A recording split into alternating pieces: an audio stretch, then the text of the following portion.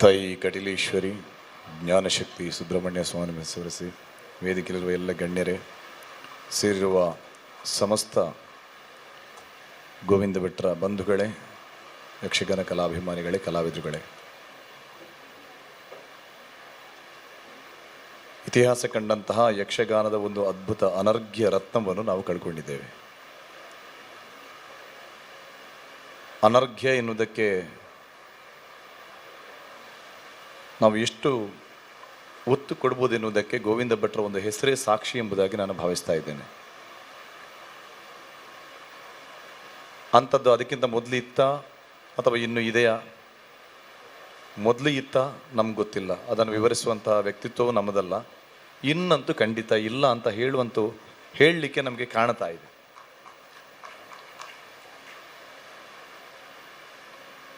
ಎಲ್ಲ ವಿಭಾಗದಲ್ಲಿ ಅವರ ಬಗ್ಗೆ ತುಂಬ ಜನ ವಿದ್ವಾಂಸರುಗಳು ಮಾತಾಡಿದರು.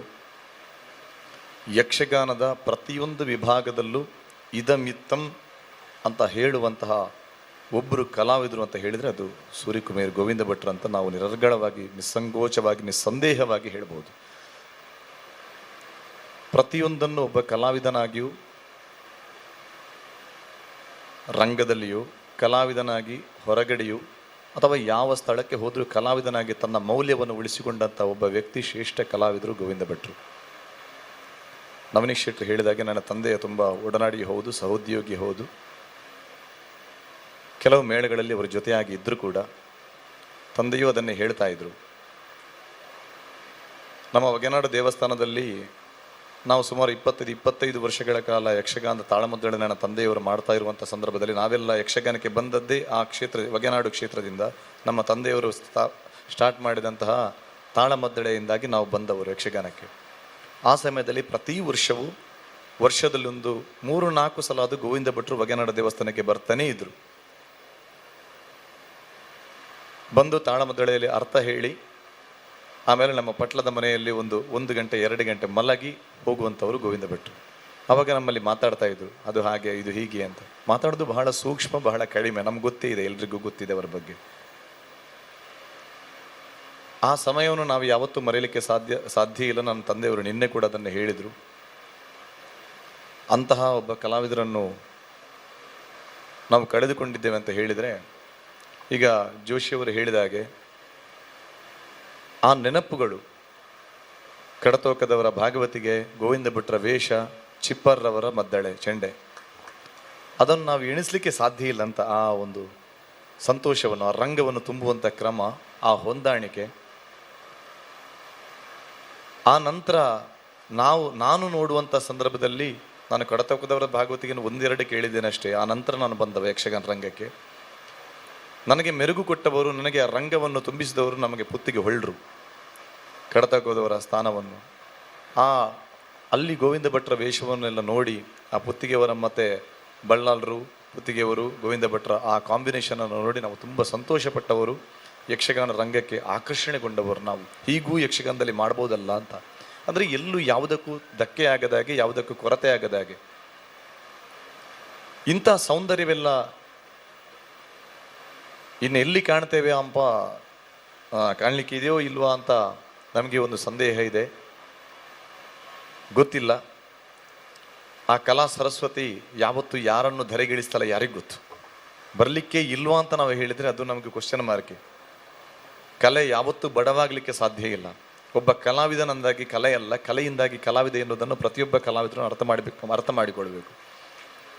ನಮಗೆ ನೋವಿದೆ, ಎಲ್ಲವೂ ಹೌದು. ಆದರೆ ನಮಗೆ ವಿಶ್ವಾಸ, ನಾವು ಕಲಾ ಸರಸ್ವತಿ ಮೇಲಿಟ್ಟ ನಂಬಿಕೆ ಏನು ಅಂತ ಕೇಳಿದರೆ, ಗೋವಿಂದ ಭಟ್ರಂಥ ಕಲಾವಿದರನ್ನು ಆ ಕಲಾ ಸರಸ್ವತಿ ನಮಗೆ ಅವಳು ಖಂಡಿತವಾಗಿ ಕೊಟ್ಟೇ ಕೊಡ್ತಾಳೆ ಎನ್ನುವಂಥ ಒಂದು ವಿಶ್ವಾಸ ನಮಗೆ ಇದೆ. ಅದು ಉಳಿಯುತ್ತೆ ಎಂಬುದು ನನ್ನ ವೈಯಕ್ತಿಕ ಭಾವನೆ. ಆ ವಿಶ್ವಾಸದಲ್ಲಿ ನಾನಿದ್ದೇನೆ ಕೂಡ. ಹಾಗಾಗಿ ಅನೇಕ ಹಿರಿಯರು, ಕೋಳೂರು ರಾಮಚಂದ್ರ ರಾಯಂದ್ರಂಥ ಹಿರಿಯರಿದ್ದಾರೆ, ಅನೇಕ ಗಣ್ಯಾತಿ ಗಣ್ಯಗಳು ತಾವೆಲ್ಲರೂ ಇದ್ದೀರಿ.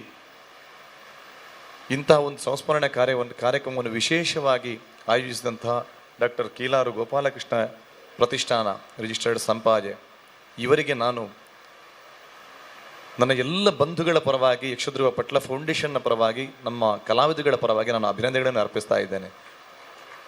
ಒಬ್ಬ ಸಮರ್ಥ ಕಲಾವಿದನಿಗೆ ನಿಜವಾದ ಒಬ್ಬ ಕಲಾವಿದನಿಗೆ ಸಲ್ಲಬೇಕಾದಂಥ ಗೌರವವನ್ನು ಕೀಲಾರ ಗೋಪಾಲಕೃಷ್ಣಯ್ಯ ಪ್ರತಿಷ್ಠಾನ ನಮ್ಮ ಕಲಾವಿದರ ಕಾಮಧೇನು ಕಲ್ಪವೃಕ್ಷವಾದಂತಹ ಡಾಕ್ಟರ್ ಶಾಂಭಟ್ರವರು ನಮಗೆಲ್ಲರಿಗೂ ಅವಕಾಶ ಮಾಡಿಕೊಟ್ಟಿದ್ದಾರೆ ಅಂತ ಹೇಳಿದ್ರೆ ನಾವು ಅವರಿಗೆ ಒಂದು ದೊಡ್ಡ ಅಭಿನಂದನೆಗಳನ್ನು ಸಲ್ಲಿಸಲೇಬೇಕಾಗತ್ತೆ.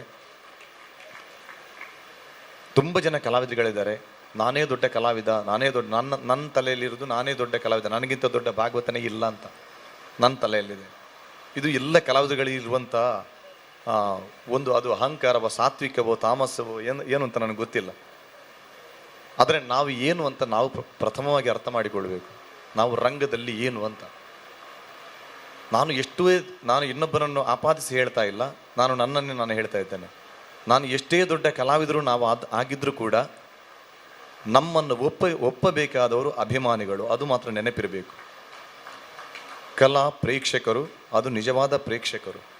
ಆ ಪ್ರೇಕ್ಷಕರು ಒಪ್ಪಿದ್ರೆ ಮಾತ್ರ ನಾವು ಕಲಾವಿದರು. ಇಲ್ಲದಿದ್ದರೆ ನಾವು ಎಷ್ಟು ಓದಿದ್ರು, ಎಷ್ಟು ನಮಗೆ ಗೊತ್ತಿದ್ರು, ಅದು ನಮಗೆ ಮಾತ್ರ ಸೀಮಿತ. ನಮಗೆ ಮಾತ್ರ ನಾವು ಕಲಾವಿದರಾಗಿರ್ತೇವೆ ಹೊರತು ಪ್ರಪಂಚಕ್ಕೆ ನಾವು ಕಲಾವಿದರಾಗಲಿಕ್ಕೆ ಸಾಧ್ಯವೇ ಇಲ್ಲ. ಅಂಥದ್ದನ್ನು ಎಲ್ಲವನ್ನು ನಮಗೆ ತೋರಿಸಿಕೊಟ್ಟದ್ದು ಒಬ್ಬ ಸಾತ್ವಿಕ ವಿದ್ವಾಂಸನಾಗಿ, ಕಲಾವಿದನಾಗಿ, ಒಬ್ಬ ವೇಷಧಾರಿಯಾಗಿ, ಅರ್ಥವಾದಿಯಾಗಿ, ಪ್ರತಿಯೊಂದು ವಿಭಾಗದಲ್ಲೂ ನಾಟ್ಯ ಗುರುವಾಗಿ, ಒಬ್ಬ ಶಿಷ್ಯರ ಜೊತೆ ಗುರು ಹೇಗಿರಬೇಕು, ಒಬ್ಬ ಪ್ರೇಕ್ಷಕರ ಜೊತೆ ಕಲಾವಿದರು ಹೇಗಿರಬೇಕು, ಕಲಾವಿದರ ಜೊತೆಗೆ ಒಬ್ಬ ನಿಜವಾದ ಕಲಾವಿದ ಹೇಗಿರಬೇಕೆಂಬುದನ್ನು ಎಲ್ಲವನ್ನು ತೋರಿಸಿಕೊಟ್ಟವರು. ನಮಗೆ ಪಾಠ ರೂಪದಲ್ಲಿ ಒಂದು ಪಠ್ಯ ರೂಪವನ್ನು ಸಿದ್ಧಪಡಿಸಬೇಕಿದ್ದರೆ ನಮಗೆ ಕಾಣಸಿಗುವಂಥ ಒಬ್ಬ ವ್ಯಕ್ತಿ ಅಂತ ಹೇಳಿದರೆ ಗೋವಿಂದ ಭಟ್ರು. ಆದ ಕಾರಣ ಅವರನ್ನು ನಾವು ಅನುಸರಿಸೋಣ, ಆ ಆದರ್ಶವನ್ನು ನಾವು ಇಟ್ಟುಕೊಳ್ಳೋಣ, ಅಂತಹ ಕಲಾವಿದರುಗಳ ಆದರ್ಶವನ್ನು ನಾವು ಬೆಳೆಸಿಕೊಳ್ಳೋಣ ಅಂತ ಹೇಳುತ್ತಾ ಗೋವಿಂದ ಭಟ್ರಿಗೆ ಸದ್ಗತಿ ದೊರೆಯಲಿ ಎಂಬುದಾಗಿ ನಾವೆಲ್ಲರೂ ಪ್ರಾರ್ಥಿಸುತ್ತಾ ಡಾಕ್ಟರ್ ಕೀಲಾರ ಗೋಪಾಲಕೃಷ್ಣಯ್ಯ ಪ್ರತಿಷ್ಠಾನ ಈ ಅವಕಾಶವನ್ನು ನಮಗೆಲ್ಲರಿಗೂ ಒದಗಿಸಿಕೊಟ್ಟದಕ್ಕೆ ಮತ್ತೊಮ್ಮೆ ಮಗದೊಮ್ಮೆ ಅಭಿನಂದನೆಗಳನ್ನು ಅರ್ಪಿಸುತ್ತಾ ನನ್ನ 2 ಮಾತನ್ನು ತಾಯಿ ಜಗದಂಬೆಯ ಸುಬ್ರಹ್ಮಣ್ಯನ ಗುರುಗಳಾದಂಥ ಗೋವಿಂದ ಭಟ್ರ ಪಾದಕ್ಕೆ ಅರ್ಪಿಸ್ತಾ ಇದ್ದೇನೆ. ನಮಸ್ಕಾರ. ನಿಖರ ಸುದ್ದಿ, ಸದಭಿರುಚಿಯ ಕಾರ್ಯಕ್ರಮ. ನೀವು ನೋಡ್ತಾ ಇದ್ದೀರಾ ಕಹಳೆ ನ್ಯೂಸ್, ಸಮಾಜದ ಜಾಗೃತಿಗಾಗಿ ವಸ್ತುನಿಷ್ಠ ವರದಿ.